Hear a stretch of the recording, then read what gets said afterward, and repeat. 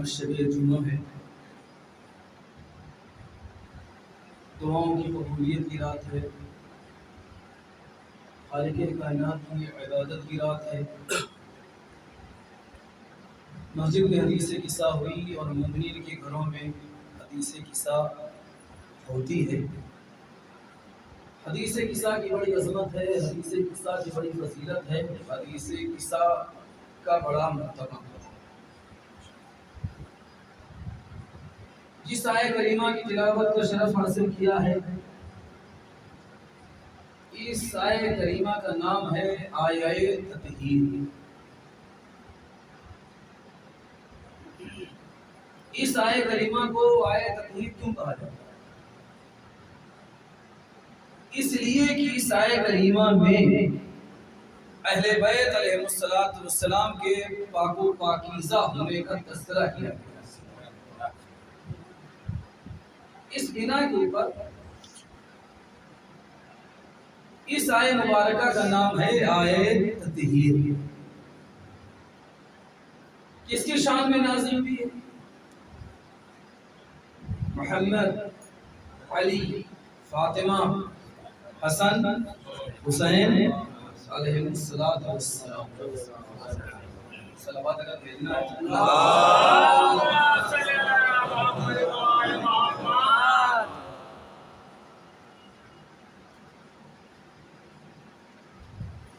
آیہ کریمہ کی شروعات ہے لفظ انما سے۔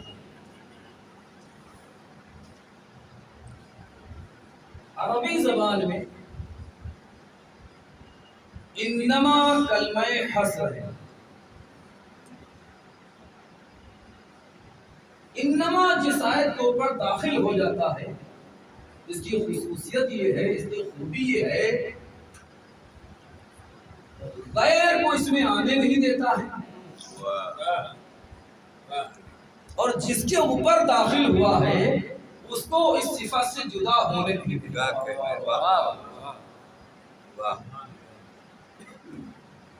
جس طریقے سے مکان میں کچھ چیزیں رکھنے کے بعد باہر سے تالا لگا دیا جائے، تو مکان میں تالا لگ جائے گا تو نہ باہر کی چیزیں اندر آ سکتی ہیں اور نہ اندر کی چیزیں باہر جا سکتی ہیں۔ تو اس آیہ کریمہ کے اوپر یہ انما جو ہے یہ مثل تالے کے، سمجھ رہے ہیں آپ؟ مثل تالے کے۔ انما یرید اللہ لیذھب عنکم الرجس اہل البیت ویطہرکم تطہیرا۔ ترجمہ کیا ہے؟ سوائے اس کے کچھ نہیں، اللہ ارادہ رکھتا ہے اے اہل بیت رسول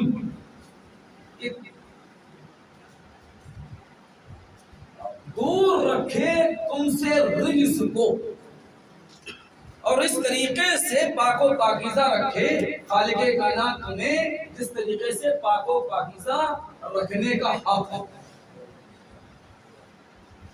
تو انما میں یہ خوبی ہے کہ غیر کو اس میں آنے نہیں دیتا، اور جس کے اوپر یہ داخل ہوا ہے اس کو اس صفت سے جدا ہونے نہیں دیتا۔ اب ایک اعتراض ہوتا ہے کہ آپ لوگ کہتے ہیں کہ صرف رسول اللہ نے پنجتن پاک کی طہارت کا اعلان کیا اور خالق کائنات نے پنجتن پاک کی طہارت کا اعلان کیا، کیا اور لوگ پاک نہیں ہیں؟ نہیں میرے عزیزوں، حضور سرور کائنات نے لاکھوں انسانوں کو پاک کیا، سرکار رسالت نے کروڑوں انسانوں کو پاک کیا ہے، مگر سب کی طہارت اور ہے، اہل بیت کی طہارت اور ہے۔ سب کی طہارت اور ہے، پاک ہے۔ آپ اپنے مذہب کی کتابوں کو دیکھیں تو اصول کافی پاک ہے، من لحظر الفقی پاک ہے، استفسار پاک ہے، اصول کافی پاک ہے، فروع کافی پاک ہے۔ یہ ساری کتابیں پاک ہیں، مگر ساری کتابیں الماری میں رکھی جاتی ہیں، قرآن مجید غلاف میں رکھا جاتا ہے۔ میں توجہ چاہتا ہوں، مسلمانوں نے ساری کتابوں کو الماری میں رکھا، قرآن کو غلاف میں رکھ کے بتا دیا کہ کتابوں کی طہارت اور ہے، قرآن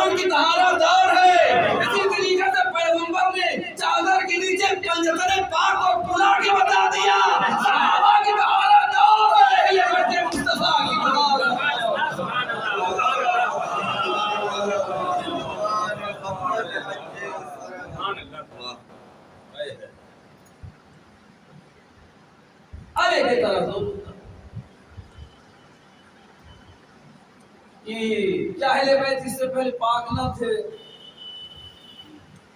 جو ان کی پاکیزگی کا اعلان کیا گیا۔ دیکھیے ہم نے کب کہا ہے کہ اللہ ان کو پاک کرے؟ ترجمہ کیا ہے؟ اللہ ان کو پاک رکھے۔ توجہ، پاک کرنے میں اور پاک رکھنے میں فرق ہے۔ ترجمہ یہ نہیں ہے کہ اللہ انہیں پاک کرے، ترجمہ یہ ہے کہ اللہ انہیں پاک رکھے۔ تو یہ کب سے پاک تھے؟ یہ روز الستو سے پاک تھے۔ جب دنیا خلق ہوئی ہے تب سے یہ پاک تھے۔ تو ان کی طہارت کا اعلان کیوں کیا گیا؟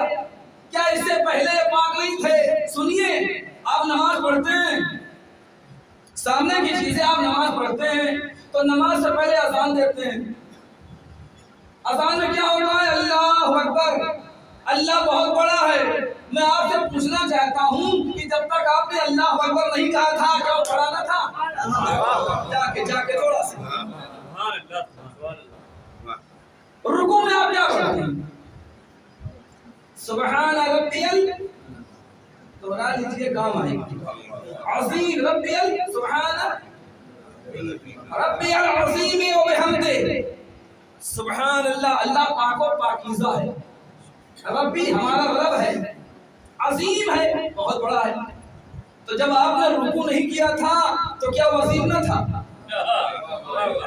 آپ کے عظیم کہنے سے وہ عظیم ہو گئے۔ بے توجہ، سجدے میں کیا پڑھا جاتا ہے؟ سبحان ربی الاعلی و بحمدہ، میرا اللہ پاک و پاکیزہ ہے۔ ربی جو ہمارا رب ہے، اعلیٰ ہے، ہم اس کی مدح کر رہے ہیں، ہم اس کی ثنا کر رہے ہیں۔ تو جب تک آپ نے سجدہ نہیں کیا کیا وہ اعلیٰ نہیں تھا؟ میں توجہ چاہتا ہوں، بھائی وہ اعلیٰ تھا۔ ہم اذان دے کے اس کی بڑائی کا اعلان کرتے ہیں۔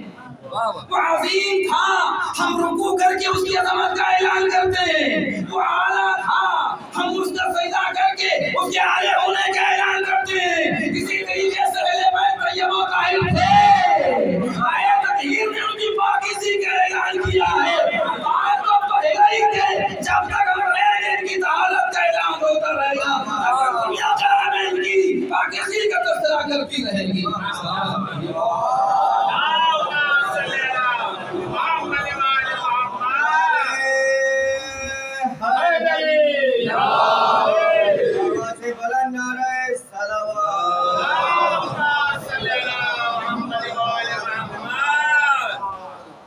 طہارت کی دو قسمیں ہیں، طہارت کی دو قسمیں ہیں،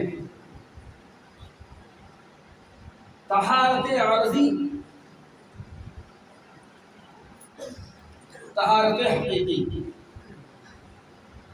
اسی طریقے سے نجاست کی بھی دو قسمیں، نجاست عارضی اور نجاست حقیقی۔ نجاست عارضی کو مطہر عارضی پاک کرے گا۔ توجہ، نجاست عارضی کو مطہر عارضی پاک کرے گا۔ آپ کا کپڑا نجس ہو گیا، پانی سے دھل لیا، پاک ہو گیا۔ بے وضو تھے، وضو کر لیا، پاک ہو گئے۔ وضو ٹوٹا، نجس ہو گئے، اب نماز نہیں پڑھ سکتے۔ پھر آپ نے وضو کیا، پھر پاک ہو گئے۔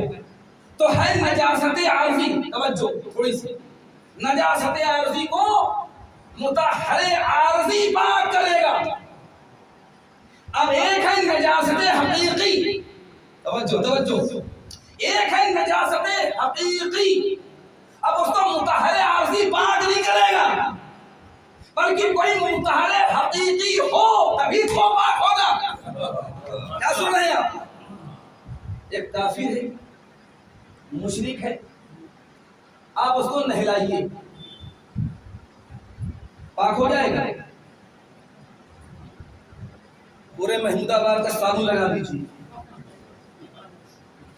سارے تالاب کا پانی خرچ کر دیجیے، بتائیے پاک ہو جائے گا؟ اچھا ایک بات بتائیے، آپ اسے نہلاتے رہیں، اور ہم قرآن پڑھ پڑھ کے اس کے اوپر دم کرتے رہے، پاک ہو جائے گا؟ ہر مسلمان کہے گا نہیں پاک ہوگا، یہ مشرک ہے، یہ کافر ہے، جتنا نہلاؤ گے اتنا ہی نجیس۔ کیا سن رہے ہیں آپ؟ جتنا نہلاؤ گے اتنا ہی نجیس، وہ تو نجیس تھا ہی، نہلاؤ گے جس کے اوپر چھینٹے پڑیں گے وہ بھی نجیس۔ سمجھ رہے ہیں آپ؟ تو مشرک ہے، کافر ہے، نجاست حقیقی ہے اس کے پاس۔ اب کوئی مطہر حقیقی کا مصداق ہوگا وہی پاک کرے گا۔ سمجھ رہے ہیں آپ؟ دنیا کے سارے مطہرات مل کر جسے پاک نہ کر سکیں وہی مشرک، وہی کافر اپنی چارپائی کے اوپر لیٹا ہے، اپنے بستر کے اوپر لیٹا ہے، اور لیٹے لیٹے پھر سے ایک مرتبہ کہا لا الہ الا اللہ محمد رسول اللہ۔ بتائیے پاک ہے کہ نہیں؟ شریعت کہتی ہے پاک، مسلمان کہتا ہے ہمارا بھائی۔ توجہ چاہتا ہوں، دنیا کے مطہرات مل کر جسے پاک نہ کر سکیں اس کے لب پر نام محمد آ گیا تو پاک ہو گیا۔ پتا چلا کہ نام محمد میں کتنا اثر ہے، کہ وہ مبارک نام ہے کہ اگر مشرک لے لیتا ہے تو پاک ہو جاتا ہے، کافر لے جاتا ہے تو پاک ہو جاتا ہے۔ اب آپ سوچئے کہ نام محمد میں کتنا اثر ہے کہ اگر لیا جائے تو کافر پاک ہو جائے۔ تو آپ ذرا تصور کرو کہ اگر محمد کا نور کسی کے پیشانی میں ہوگا تو وہ کتنا پاک ہوگا، کسی کے رحم میں ہوگا تو وہ کتنا پاک ہوگا۔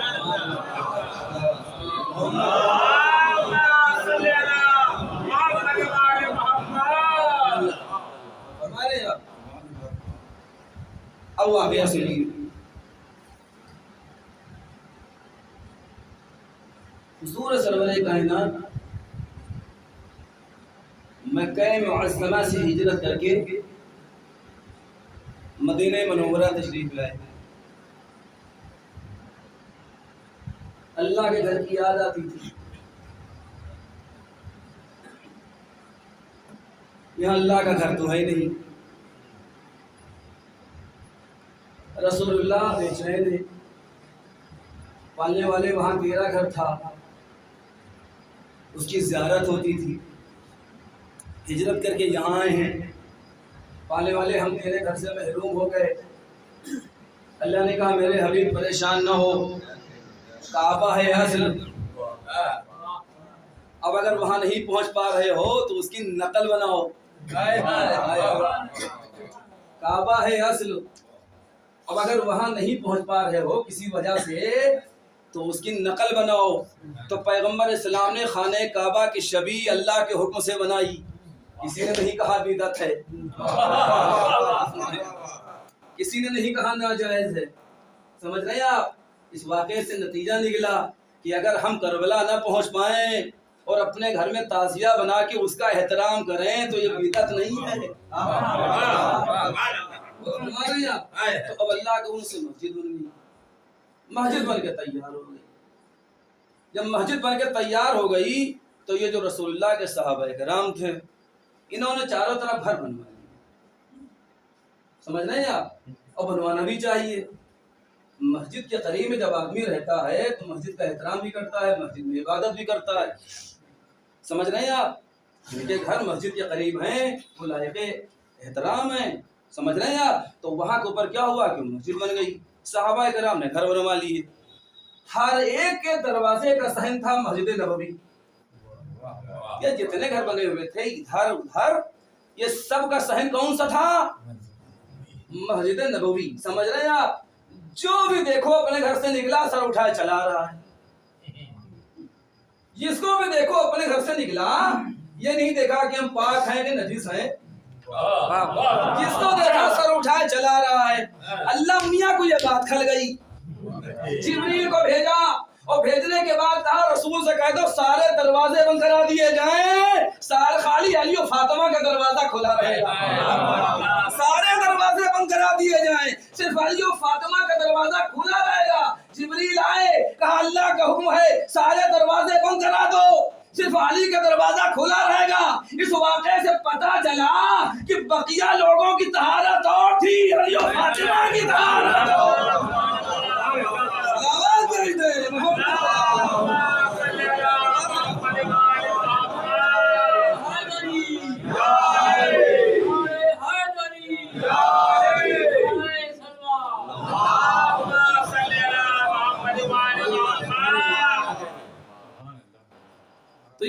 تطہیر جو ہے وہ اہل بیت کی شان ہے۔ اہل بیت ہیں کون؟ اب ایک پورا واقعہ ہے، آپ حدیث قصہ پڑھتے ہیں، اس کے آپ ترجمے کو پڑھیں، آپ کو بڑا مزہ آئے گا۔ راوی کون ہے؟ جابر ابن عبداللہ انصاری، یہ معتبر صحابی ہیں، معتبر صحابی ہیں۔ پہلا شرف یہ ہے کہ وہ زائر کربلا، سب سے پہلے زائر۔ دوسری خصوصیت یہ ہے کہ پانچویں امام کی ولادت سے 46 سال پہلے رسول اللہ نے کہا تھا جابر جب پانچویں امام سے ملاقات ہو تو میرا سلام کہتے ہیں۔ وہ راوی ہیں اس حدیث قصہ کے کہ ایک دن مجھ سے شہزادی حضرت فاطمہ زہرا سلام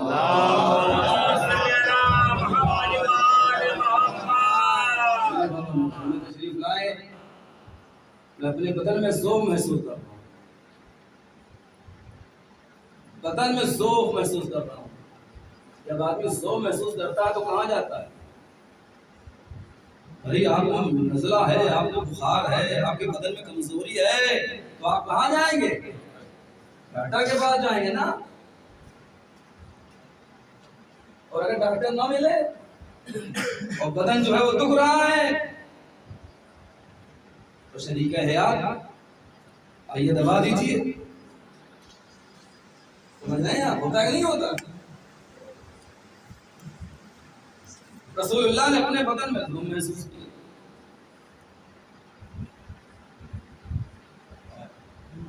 ڈاکٹر کے پاس چلے جاتے، کسی شریک حیات کے پاس چلے جاتے، نہ شریک حیات کے پاس گئے، کسی صحابی کے پاس گئے، نہ ڈاکٹر کے پاس گئے۔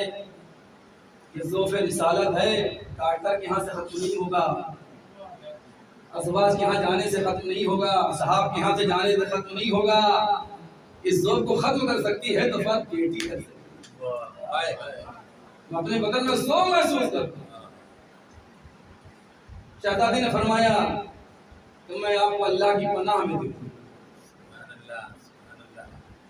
بیٹی وہ چادر یمنی لے آؤ، چادر یمنی لے کے آئی۔ رسول اللہ نے اسے اوڑھا اور ایک حجرے میں فرما ہو گئے۔ اور شہزادی فرماتی ہے کہ بھی تھوڑی دیر نہ گزری تھی، امام حسن مصطفیٰ علیہ السلام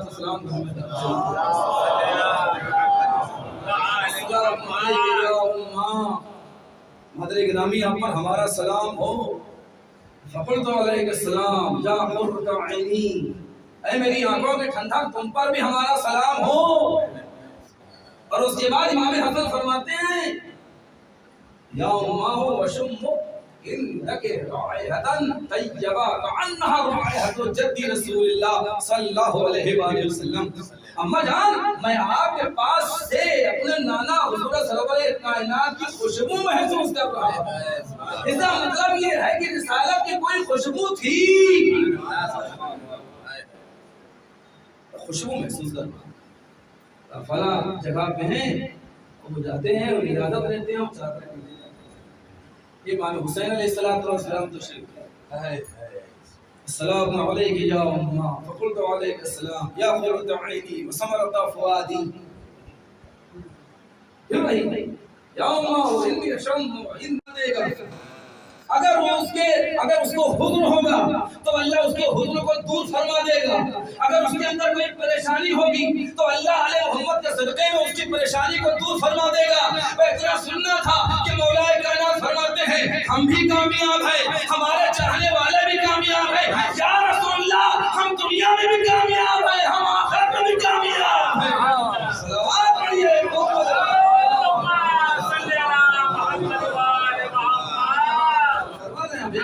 بلند صلوات پڑھ دے محمد۔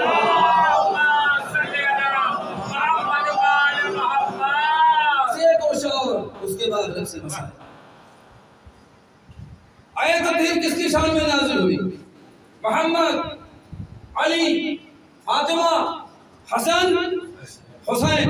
یہاں سے تھوڑی سی توجہ، جب یہ لوگ اتنے باکمال ہیں، جب ان کی عظمت سمجھ میں آ جائے، ان کی فضیلت سمجھ میں آ جائے، ان کا رتبہ سمجھ میں آ جائے، ان کی منزلت سمجھ میں آ جائے، تو ذرا تصور کرو کہ اگر کوئی بچی محمد کی آغوش میں پلے وہ کیسی ہوگی؟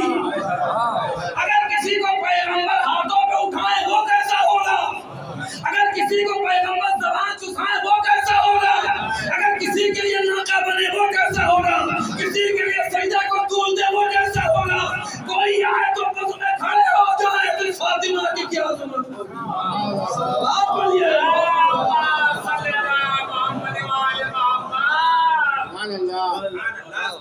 جب حضور سرور کائنات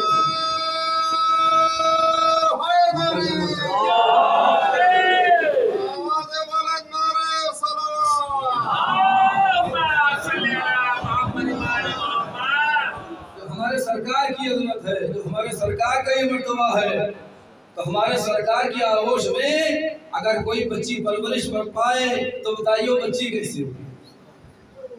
ایک بچی ہے جس کا نام ہے ثانیہ زہرا، جس کا نام ہے جناب زینب کبریٰ۔ جب ولادت ہوئی ہے اور حضور سرور کائنات کو پتہ چلا تو تاجدار رسالت خوشی سے جھوم اٹھے اور گھر میں تشریف لائے، فرماتے ہیں لاؤ میری بیٹی کو، لاؤ میری لاڈلی کو۔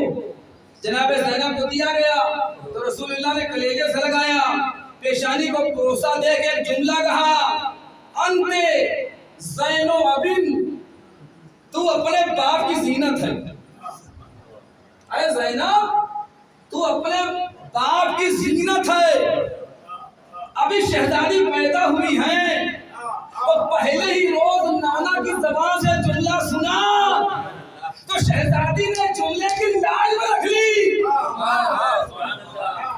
شہزادی نے اس جملے کی لاج میں رکھ لی کہ دنیا کی تمام خواتین سے، دنیا کے تمام مستورات سے علم میں، فہم میں، حلم میں، سخاوت میں، عبادت میں، زہد میں، تقوی میں، استقلال میں، صبر میں، کمالات میں آگے بڑھ گئی۔ کوئی میری شہزادی زینب کا مقابلہ نہیں کر سکتا ہے۔ تو میری شہزادی حضرت زینب کا مقابلہ نہیں کر سکتے۔ عورت کی بلندی اور عورت کا جو کردار ہے اس میں 4 شخصیتوں کا حصہ ہوتا ہے۔ آخری میں ہر عورت کی بلندی اور اس کے کردار میں 4 ہستیوں کا حصہ ہوتا ہے۔ نمبر 1 بیٹی جس کی آغوش میں پلی ہے، وہ آغوش کیسی ہونی چاہیے۔ نمبر 2 زوجہ بن کر جس گھر میں رہی ہے اس کا شوہر کیسا ہونا چاہیے۔ اور نمبر 3 یہ تو علی و فاطمہ اور شوہر کی بات ہو گئی، ماں کا کردار وہ کیسا ہونا چاہیے، اور بذات خود چوتھا کردار اس کا ہے کہ وہ کیسا ہونا چاہیے۔ ان 4 کمالات کو آپ دیکھیں اور پورے صحن عالم میں نظر دوڑائیں کہ ثانیہ زہرا اسے ام المصائب کہا جاتا ہے۔ ام المصائب یہ بعد میں لقب پڑا ہے، پہلے ہیں ثانیہ زہرا۔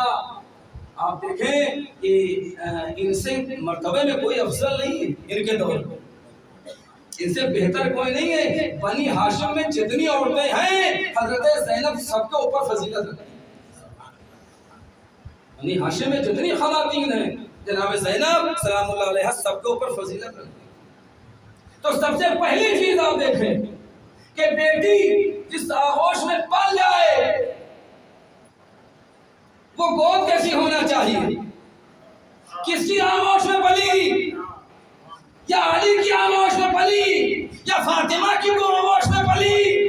تو فاطمہ وہ ہے جس کے اوپر اسلام کو ناز ہے، جن کی شان میں آئے تطہیر نازل ہوئی ہے، اور علی اس ذات کا نام ہے کہ جو اللہ کے گھر میں پیدا ہوا، تو ناصر محمد مصطفیٰ بھی ہے، شیر خدا بھی ہے، مالک کل کفا بھی ہے، مصداق عین نما بھی ہے، جس کی شان میں جنگ احد میں جبریل نے قصیدہ پڑھا، لا فتح الا علی، لا سیف الا ذوالفقار۔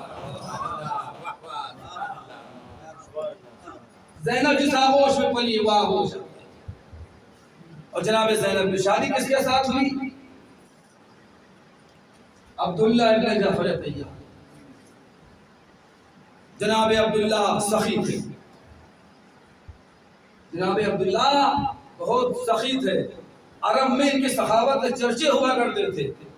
جب کسی کے یہاں بچہ پیدا ہوتا تھا اور عرب کے چھوٹے چھوٹے بچے ان کو کھلاتے تھے اور وہ بچے اپنے ماں کی گودیوں میں آتے تھے تو ماں لوریاں دیتی تھی تو اسے جعفر طیار کی سخاوت کی کہانیاں سنایا کرتی تھی تاکہ ہمارا بچہ بھی سخی بن جائے۔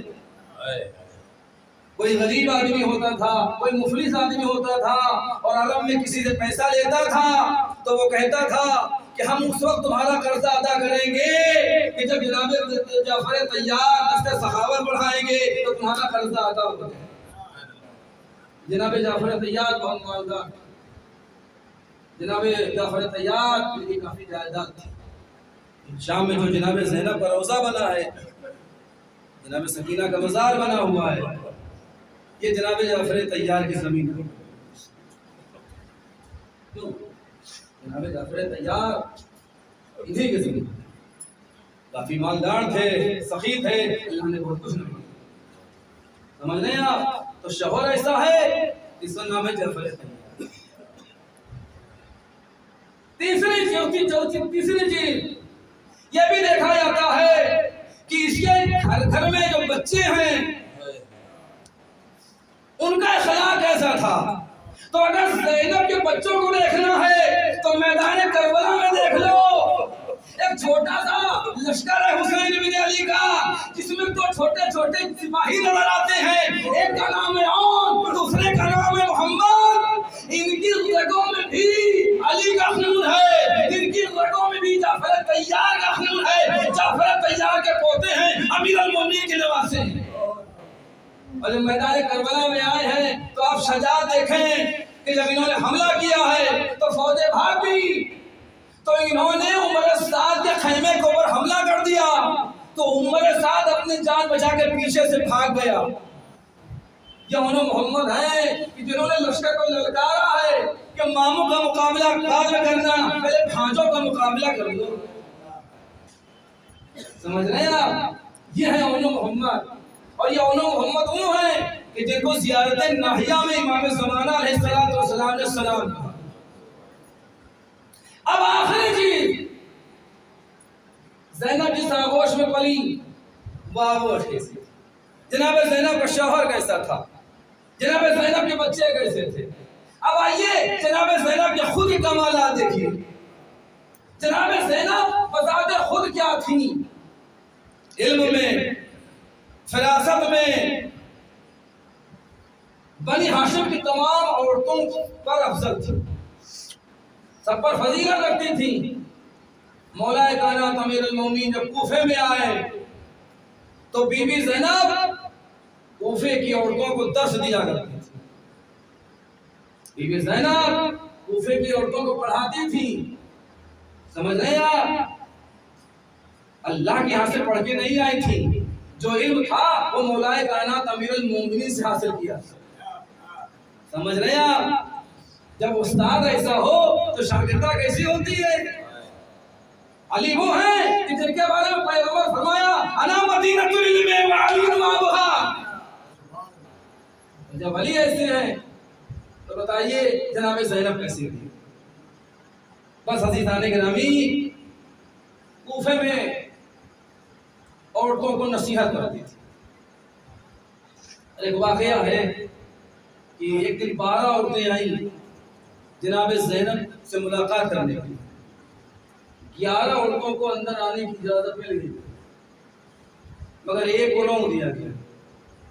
اس نے اصرار کیا ہم بھی جائیں گے، تو جناب زینب نے کہا کہ ہم ایسی عورتوں سے نہیں ملتے ہیں جو یہاں آنے کے بعد جو خواتین ہیں ان کی شکل و صورت کو اپنے گھر جا کر اپنے شوہروں سے بیان کریں۔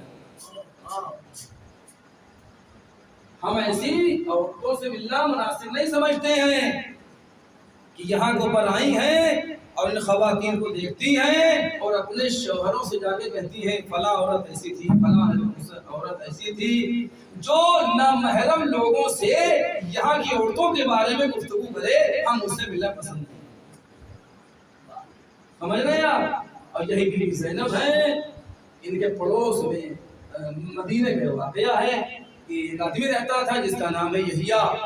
وہ کہتا ہے کہ کافی عرصے تک ہم ان کے پہلو میں رہے ہیں مگر میں نے کبھی نہ ان لوگوں کی گفتگو کی آواز سنی نہ ان لوگوں کو باہر نکلتے ہوئے دیکھا. دیکھیے یہ عام گھرانہ نہیں ہے، یہ زہرا کی بیٹیاں ہیں. آواز دھیمی کر کے گفتگو کرتی تھی تاکہ آواز نامحرموں کے کانوں میں نہ جانے پائے. باہر نکلتی تھی تو چادر اوڑھ کے نکلتی تھی. وہ کہتا ہے کہ کبھی میں نے ان کو اس طریقے سے نہیں دیکھا جیسے عام لڑکیاں نکلتی ہیں. میرے عزیزو تصور کرو کہ جو شہزادی زینب گھر میں اس طرح سے رہتی ہے اس کی آواز نامحرموں کے کانوں میں نہ جائے، وہ باہر نہ نکلتی ہو. ہائے لوگوں نے اسے کوفہ و شام کے بازاروں میں ننگے سر پھیرا. مسائل میرے پاس نہیں، پرانے مسائل میں احساس کریے، رو لیجیے. تھوڑے ساسو رومال فاطمہ میں لکھا پا جائیں وہی ذریعے نکال. جناب زینب کی شادی کس سے ہوئی؟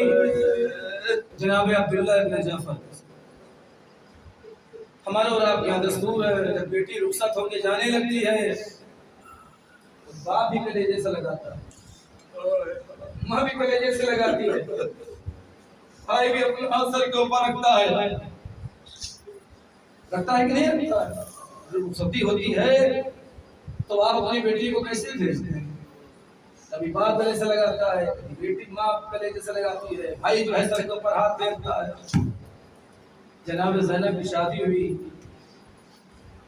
رخصتی ہو رہی ہے، علی نے بیٹی کو کلیجے سے لگایا، زہرا نے بیٹی کو کلیجے سے لگایا. امام حسن امام حسین کمسن ہیں، دونوں شہزادے آئے، بہن کو رخصت کیا، بہن جا رہی ہے. جب جناب زینب سوار ہو گئی جانے کے لیے تاریخ کہتی ہے کہ مولا کائنات امیر المومنین نے جناب عبداللہ ابن جعفر کو بلایا اور بلانے کے بعد کہا کہ زینب تمہارے گھر جا رہی ہے.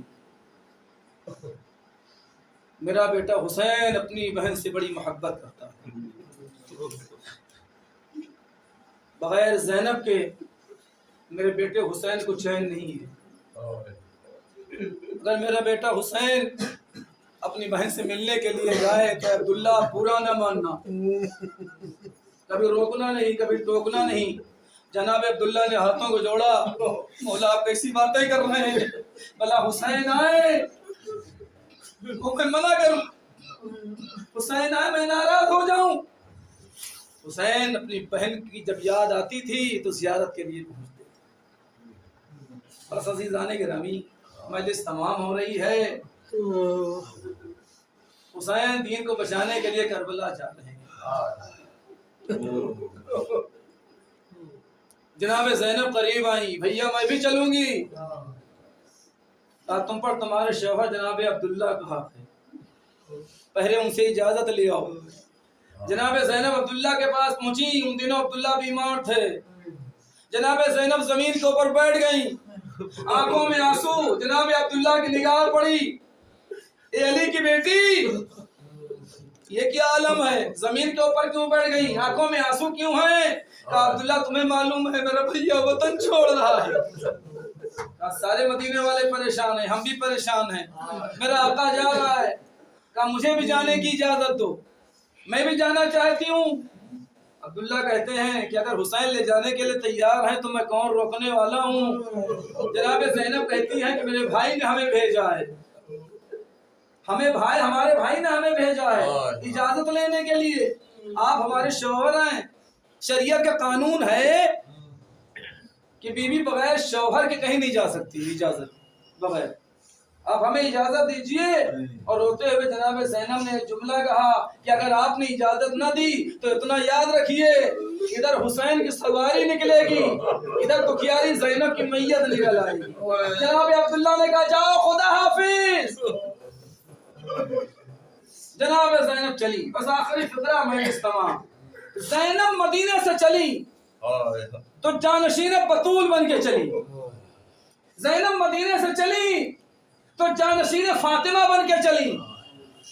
مدینے سے چلی تو زینب دیکھیں فاطمہ نہیں ہے, اگر فاطمہ ہوتی تو زین حسین کے ساتھ جاتی. تو زینب ثانیہ زہرا ہیں. زینب جو ہیں وہ جانشین بطول بن کے چلی. مدینے سے لے کے مکے تک جناب زینب خاموش رہیں, صرف اتنا سوچتی رہیں کہ میں تو 18 بھائیوں کی بہن ہوں. یہ کیا میں سن رہی ہوں کہ میرے بازوؤں میں رسی باندھی جائے گی؟ یہ کیا میں سن رہی ہوں کہ میرے خیموں میں آگ لگائی جائے گی؟ یہ کیا میں سن رہی ہوں کہ میری بھاوج کے سامنے میرے بھاوج کے ہاتھوں میں میرے سامنے رسی باندھی جائے گی؟ یہ کیا میں سن رہی ہوں کہ میرے بھائی کے لاشے پر گھوڑے دوڑائے جائیں گے؟ جناب زینب راستے پر سوچتی رہی کسی کا ایک بھائی ہوتا ہے تو بڑا فخر ہوتا ہے, میرے تو 18 بھائی اور 18 بھائیوں میں کون سا بھائی جیسے اتنے بھائی ہوں اس کے بازوؤں میں رسن کون تھا؟ مدینے سے لے کے مکے تک زینب یہی سوچتی رہی. مکے پہنچ کر امام حسین نے قیام کیا اور تھوڑے دنوں کے بعد حج کا موسم آیا اور فرزند رسول نے حج کو عمرے سے تبدیل کربلا کی طرف چلے.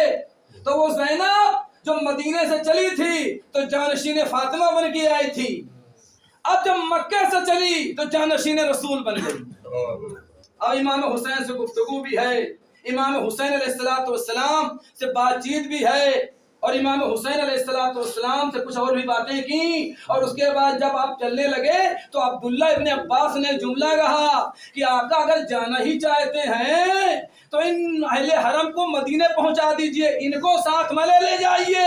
تو محمل سے آواز آئی ابن عباس کیا تم بہن کو بھائی سے دور کرنا چاہتے ہو؟ جہاں جہاں میرا بھائی جائے گا وہاں وہاں بھائی کی بہن زینب جائے گی. اور اس کے بعد یہ قافلہ مدینے سے مکہ اور مکے سے کربلا پہنچا, اور جب مکہ پہنچا تو کربلا پہنچا تو یہ 2 محرم کو وارد کربلا ہوا. اور اس کے بعد زینب 8 دن کے لیے حسن بن گئی.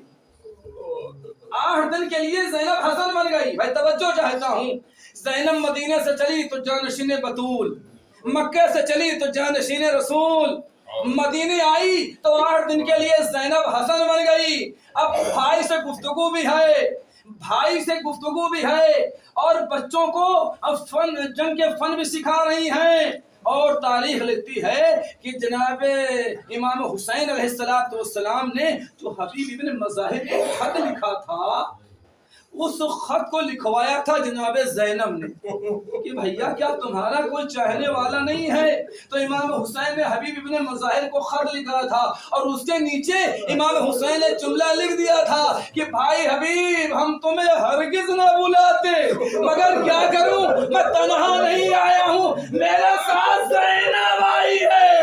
ارے زینب کی فرمائش پر ہم نے خط لکھا ہے, اے حبیب آ جاؤ, میری بہن تمہیں یاد کر رہی ہے. 8 دن زینب حسن. 10 محرم کو جب حسین کی شہادت ہو گئی اور شام غریمہ آ گئی تو 1 رات کے لیے یہ زینب عباس بن گئی. سنو میرے عزیزو, 1 رات کے لیے زینب عباس بن گئی.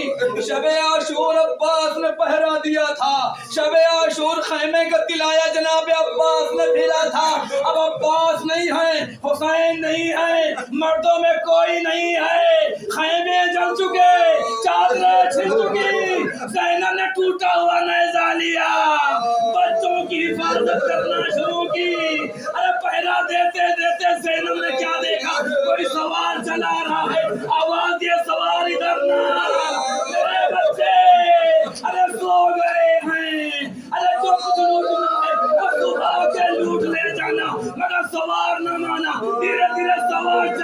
ہے. ایک مرتبہ زینب کو غیظ آ گیا, آگے بڑھی, لجام فرس پہ ہاتھ ڈالا, ارے تو نہیں جانتا میں کون ہوں, میں عباس کی بہن ہوں. جیسے ہی کہا عباس کی بہن ہوں, سوار نے کہا کس کی بہن؟ کہا عباس کی بہن. کہا کس کی بہن؟ کہا عباس کی بہن. بازادارو, ایک مرتبہ وہ سوار نیچے اترا, ساروں قطار رونے لگا. زینب نے کہا یہ تو کون ہے جو ہم مصیبتوں کیا ہم لوگوں کو پر رو رہا ہے؟ ایک مرتبہ اس نے چہرے سے نقاب ہٹائی, کہا زینب تم نے نہیں پہچانا, تیرا بابا علی ہوں, میں جب سے پہلا دیتے ہوئے دیکھا ہے. ایک مرتبہ زینب پیچھے ہٹی, اے بیویو, ارے کوئی چادر ہو تو دے دو, میرا بابا میرے سامنے کھڑا ہے, میرے سر پر نہیں ہے. اور اس کے بعد جب چادر نہ ملی تو زینب نے خاک کربلا سر پہ لگائی, بابا کے قریب آئی, اے بابا بھیا مارا گیا, خیر میں چل گئے, بابا میری چادر چھین لی گئی, اے بابا زینب کے سر پہ لگا.